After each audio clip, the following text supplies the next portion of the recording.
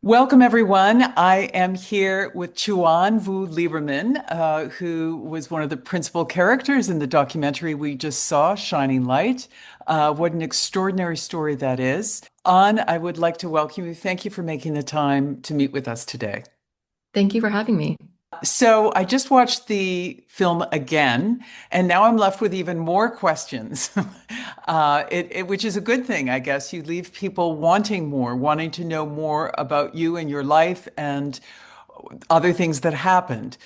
Is this a common occurrence when people see the film? Absolutely.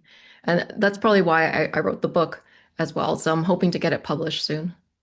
Uh, so tell me about the book. It's obviously a memoir. You obviously had to go to some deep emotional places to do this. Was it cathartic for you? What motivated you, and how long did it take you?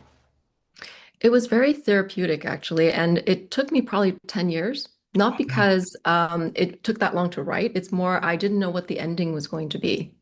And so now I have the ending as, with the documentary. And there are parts that where I wrote out my life, and then I actually decided to remove 15,000 words Oh, because I don't need to share everything with the right. world, but it was just for me to like just get everything out. And then for the year that my father had abducted my brother and I actually have those pages as blank. So I allow the user to reflect on Oh, thinking what happened to me that year.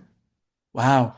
Well, that must have been a very complicated and tough and scary time for you. Absolutely, especially I was just 8 years old. Mm. So yeah, it was hard to navigate. Are you and your brother close today? Well, physically we are not. He's all the way in Singapore, and I'm in Orange County. We're close in the sense that if we ever need each other, we're always there for one another. So he was really great to me. When I was going to school in New York, or even after I graduated, he always helped me financially. Like he'll send me $200 a month or whatever, just because they pay you so little in the beginning, and New York is just so expensive. So he's always been a great brother to me. Oh, so for me, I always knew the story as my mother's memories, right? But Right. then when I was 35, we went to a world reunion when I got to meet the captain of the Vietnamese ship. So I got to know a Okay. little bit more of the story. And that really like fired up everything. And also back then growing up, there wasn't the internet. So there wasn't Right. anything like that. So it was really difficult. So I try to go on different forums and blogs and try to find different people, like David Weeks, who signed my birth certificate in the refugee camps. I tried to find him, and I later found his daughter, or rather, she found me on Facebook. So she's like, I think you're looking for my dad. And it turned out that he had passed away when she was 18. So Oh, I actually had all these photos of her dad in the refugee camps, all these letters that the survivors actually wrote to him and thanked him. And she did not have any idea about that part of his life. So that's another facet of the story, right? So it's really interesting. And then at 45, that Howard Jones, the Royal Air Force crewman in the second helicopter who took right. pictures of the Right. rescue, he was there to airlift a lady with a burst appendix. They were only lifting out the critically ill. Right. So it was myself, my family, and then that lady with her relative. So I those are photos I've never seen before. So describe how you felt when you saw those photographs, when you saw you yourself as a newborn on this sinking cargo ship, surrounded by people in 40 degrees Celsius heat. I mean, what went through your mind? Well, there was one famous photo that was in all the newspapers. It was the picture of my mother holding me, my brother, who's 2 years old, at her feet. And he's wearing this white crochet bib that our grandmother had knitted for him. And I always thought those boots were soldier boots, but they're actually the boots of pilots or the Oh, Royal Air Force crewmen. So that was interesting for me. And then also seeing all the pictures that I've never seen before. One of them is actually my father holding me. That's the very first photo that I have of my father holding me coming off the helicopter.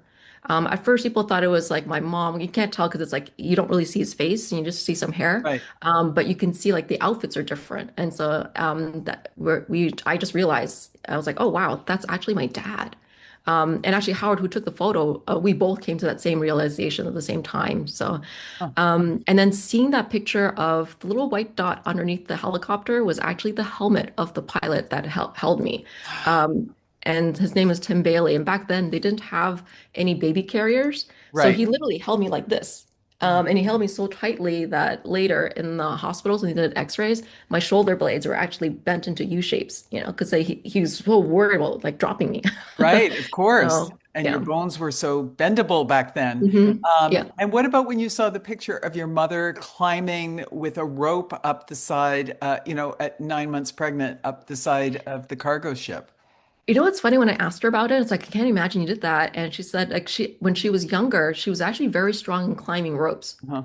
So that was really interesting to hear. But I can't imagine being 9 months pregnant and doing that. And then also the adrenaline and the fear and not having eaten or had anything to drink for, several days. So So it's just incredible. you knew your mother's sort of memories, and then you hmm started to piece together the journey, the puzzle pieces, as it were, of your mother's life and your new life. Um, what was that journey? What has that journey been like for you? How has it shaped you as a person? I People talk about there was a study about in utero trauma. Mhm. There was a study about mice where they were given an electric shock and then the scent of peppermint. So electric shock, scent of peppermint, and when the babies were born, they didn't give them the electric shock, but the scent of peppermint actually increased their anxiety levels. And I Mhm. always wondered that did I inherit any of that in utero trauma? But I also like to think that I inherited my mother's grit because that has really helped me in my life. When I went to school for fashion in New York, my mother said, "Do you want to go to a local school and then you have enough to start your own business, or try Parsons School of Design?" And back then, the Canadian dollar was like 40% less, and Mhm. you don't have enough to finish.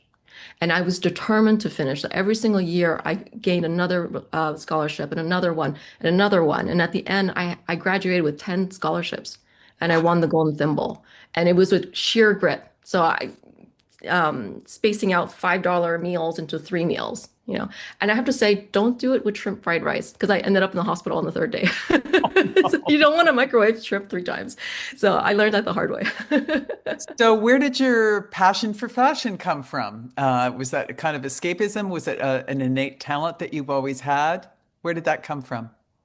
What's really funny is my grandmother was a fashion designer, but I didn't know that when she was alive. And I feel, and it sounds really strange, I feel closer to her after she passed away than when she was actually alive. And so when I was young, I just did my own patterns just intuitively on my own. I love to sketch, but I always thought I'd go to New York for advertising. And so, but when I was going to school in Marianopolis, my mother said, okay, during the summer, you have to either work or take a class. I'm like, oh, I'm taking a class. And so I took a class at LaSalle just for like fashion illustration. And it just ignited something in me. And it's like, okay, this is it. I'm doing this so much. Thank you for being with us today. We really appreciate it, and best of luck. I look forward to reading your book when it's published and learning more. I appreciate it. Thank you for having me. All Thanks, right. Megan. Take care.